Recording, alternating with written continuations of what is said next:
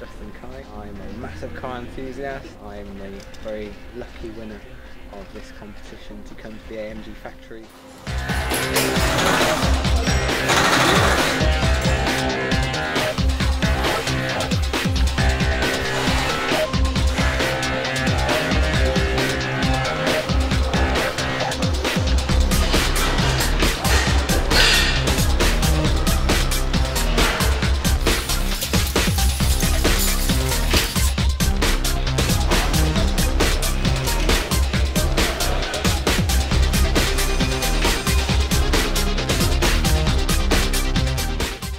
I thought I knew the car, and then when you come here and you see actually what's underneath the skin, it's fascinating. I'm very much concerned with how pretty the car looks and have no idea really what goes on and how they make the engines.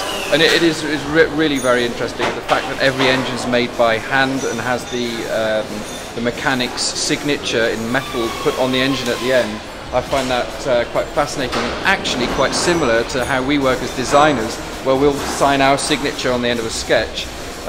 They do the same for the engine, so it's actually quite related, but very interesting, absolutely fascinating.